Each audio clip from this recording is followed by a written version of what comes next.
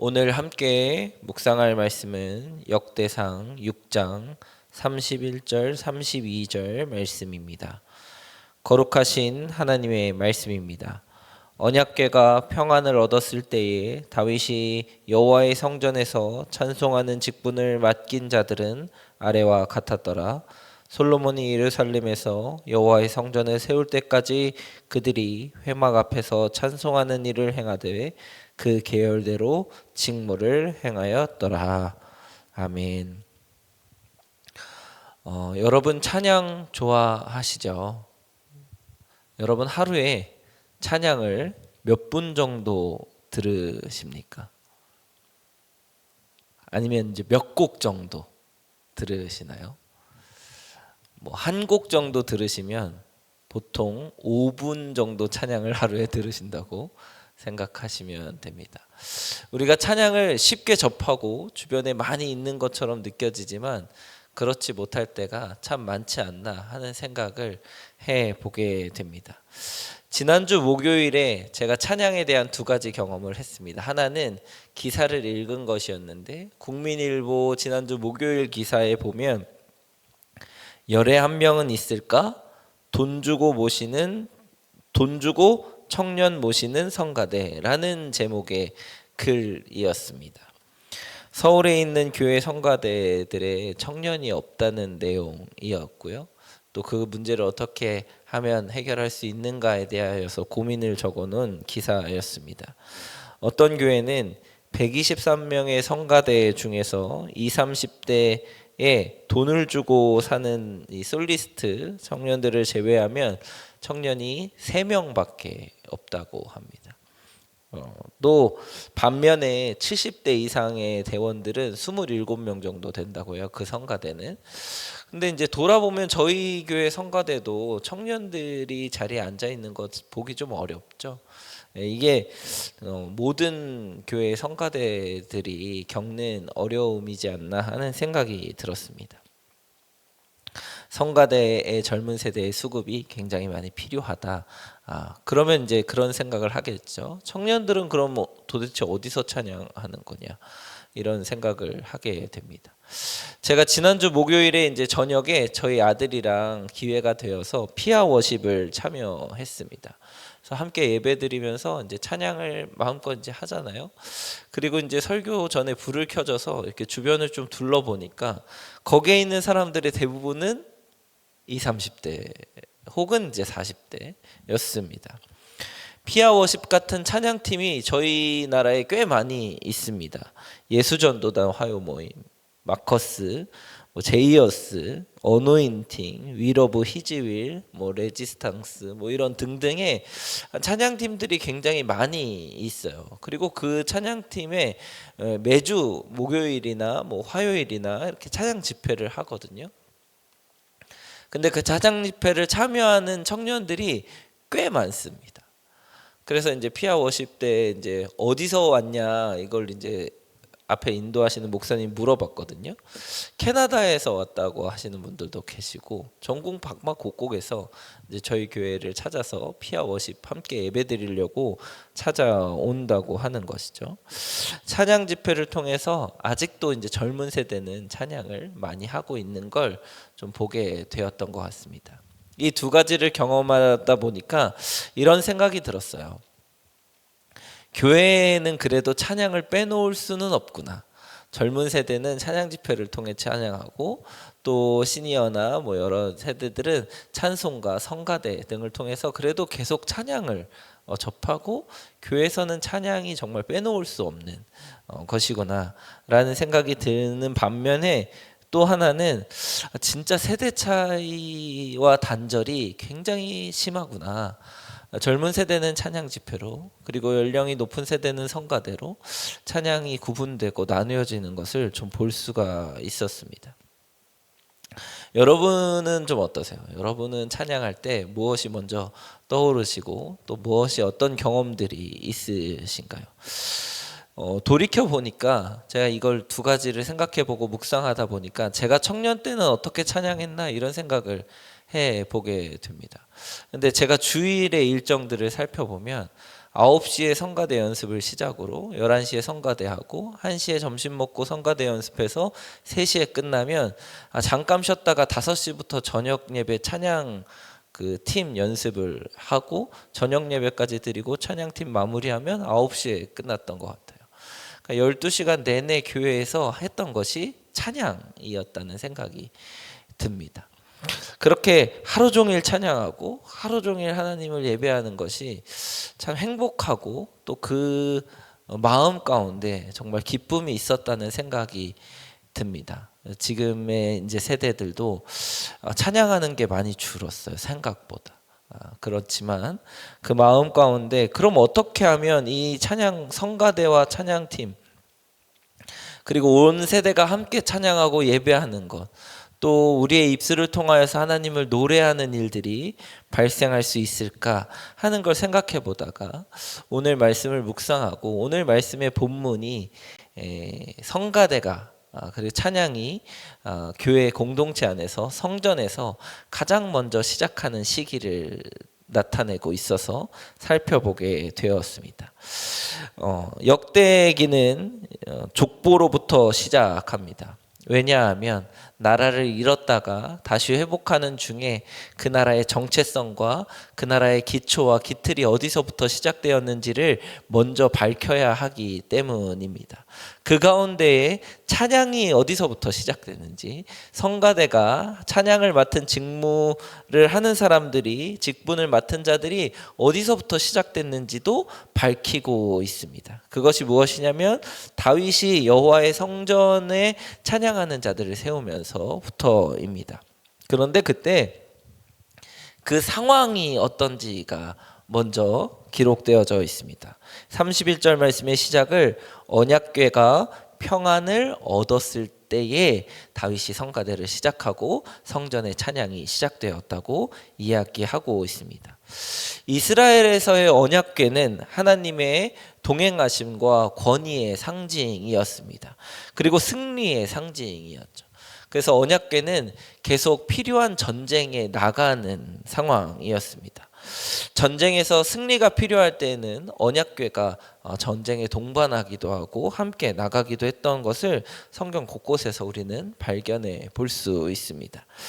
그리고 사울과 다윗 시대의 언약궤는 블레셋에 전쟁으로 나갔다가 빼앗기는 사건도 발생하였습니다. 그러니까 언약궤가 평안을 얻지 못하고 계속 전쟁터에 불려갔던 거예요.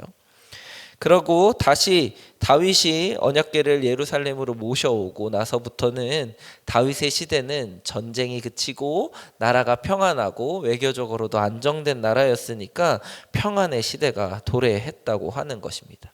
그 이후에 다윗과 솔로몬 시대를 거치면서 이스라엘 역대에는 없는 평화의 시대가 찾아왔습니다. 큰 전쟁 없이 평안한 시대를 살았던 것이죠. 그리고 그 평안한 마음이 성전을 세우고 하나님을 영광스럽게 하고 예배하고 찬양하는 일들이 그 시대에 이제 번창하기 시작했다고 하는 것입니다. 그러니까 돌이켜 보면 평안의 시대에 마음이 평안하고 상황이 평안하고 또 우리가 하나님을 집중하고 노래할 수 있는 시대가 되면 찬양의 소리가 퍼져 나갈 것이라는 거죠. 지금 우리 시대는 어떻다고 생각하십니까? 참 어지러운 시대가 아닌가 하는 생각이 듭니다. 지난 10일 동안 계속되었던 산불로 인하여서 온 나라가 근심과 걱정 그리고 슬픔에 휩싸였습니다. 정치적으로도 굉장히 불안정한 상태를 지금 경험하고 있죠. 경제적으로도 정말 힘든 시기라고 합니다. 기업의 97%는 올해 경제 위기가 찾아올 것이라고 이야기하고 그 중에 20%는 IMF 때와 같은 경제 위기가 올 것이다라고 예상하는 견해도 있습니다. 그만큼 경제가 어렵다고 하는 것이죠.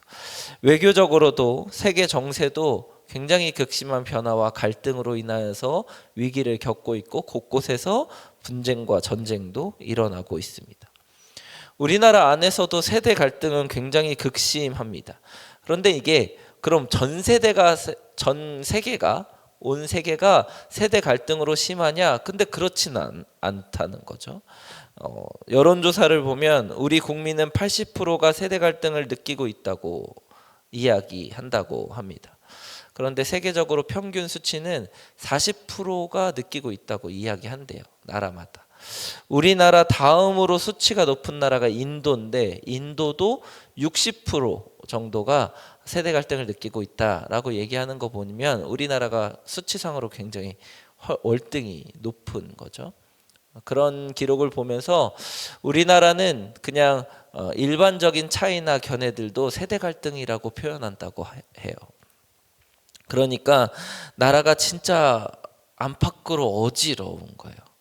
이렇게 어지러울 때 이런 어지러운 상황 속에서 교회 공동체는 그래도 좀 평안해야 이제 찬양의 소리가 나올 텐데 교회 공동체도 많이 어지럽습니다. 재정적으로 휘청이는 교회도 많고 성도가 나가서 휘청이는 교회도 많고 각 기관의 대립과 불화로 어려움을 겪는 교회도 많고 물론 세대 갈등으로 어려움을 겪는 교회도 많습니다. 나라 안팎으로 교회 안팎으로 어지럽고 분주하고 또 대립과 갈등이 심하다 보니까 우리 마음에 평안이 사라지고 있습니다. 교회가 평안하고 나라가 평안하고 우리의 삶에 우리의 마음이 평안할 때 공동체에서 사랑의 찬양의 소리가 퍼져나가고 그렇게 우리의 마음이 평안할 때 우리의 입술에서 찬양의 소리가 퍼져나가고 찬양이 수시로 불려지고 찬양이 곳곳에서 터져나오면 20, 30대에도 성가대가 생기고 그리고 시니어와 나이가 드신 분들 중에도 찬양팀이 생기고 그렇게 예배 중간중간 곳곳에서도 아니 예배 이외의 공동체에서도 공동체 이외의 여러분의 삶에서도 곳곳에서 찬양의 소리가 터져 나오면 찬양이 그렇게 섞이다 보면 전 세대가 함께 찬양하고 함께 기뻐하고 함께 즐거워하고 함께 평안을 누리는 시대가 오지 않을까요? 여러분의 삶의 찬양은 얼마나 불려지고 있습니까? 사랑하는 말씀상 공동체 성락성결교회 성도 여러분, 오늘 하루 여러분의 마음 가운데 평안이 있기를 주님의 이름으로 축복합니다. 그 평안한 마음 가운데 여러분의 입술을 통하여서 하나님을 높이고 하나님을 고백하는 찬양의 소리가 넘쳐나시기를 축복합니다. 그렇게 여러분의 찬양의 입술을 통하여서 우리 교회만큼은 세대 간의 찬양이 함께하고 찬양으로 하나님을 영화롭게 하고 하나가 되어서 하나님을 높이는 오늘의 다윗의 시대와 같은 언약궤가 평안을 얻었을 때 찬양대가 하나님을 높였던 것과 같은 성락성결교회가 되시기를 주님의 이름으로 축복합니다. 기도하시겠습니다. 오늘도 우리를 평안으로 인도하시는 하나님 아버지 감사합니다. 그러나 우리의 상황은 평안하기보다 어지럽다고 느낄 때가 많음을 고백합니다. 사회적으로, 경제적으로 어지럽고 힘든 시기에 우리를 돌보아 주시고 나라가 안정되게 하시고 교회 공동체가 평안을 얻게 도와주시옵소서. 이런 모든 상황들을 주님만이 해결하실 수 있사오니 주님께서 일하여 주시옵소서. 주님께서 역사하여 주시옵소서. 그러나 그럼에도 불구하고 저희의 시선이 주님을 향하고 주님을 노래하고 주님을 영화롭게 하는 찬양의 삶이 되게 하여 주시옵소서. 묵상을 통해 주시는 말씀으로 평안을 누리고 하나님을 높이며 찬양하는 하루가 되게 도와주시옵소서. 우리의 구원자 되시며 십자가로 우리를 평안하게 하신 예수님의 이름으로 기도합니다. 아멘. 이 시간 다음과 같은 기도 제목으로 함께 기도하시겠습니다. 지금 들은 말씀이 내 삶으로 이어지게 하옵소서. 2025년 또 다른 희년 3년의 복 말씀 묵상이 상입니다를 통해 말씀 삶 공동체가 풍성한 은혜를 누리게 하옵소서. 사순절 기간 동안 말씀과 기도로 예수님과 동행하는 말씀상 공동체가 되게 하옵소서. 교육부와 다바라 학교를 축복하시고 말씀으로 바로 서는 다음 세대 되게 하옵소서. 우리나라의 정치와 경제 모든 상황에 주님께서 개입하시고 하나님의 공의와 정의로 회복되어 속히 안정된 나라로 세워 주옵소서. 화재로 인해 피해 입은 자들 유가족들을 위로하여 주시고 모두가 마음을 모아 빠르게 복구되게 하옵소서. 개인의 기도 제목과 공동의 기도 제목으로 다 같이 기도하시면서 삶의 자리로 나아가시겠습니다. 사랑과 은혜로 충만하신 하나님 감사합니다. 오늘 하루 우리 마음 가운데 평안을 허락하여 주시옵소서. 마음의 평안을 누리고 은혜는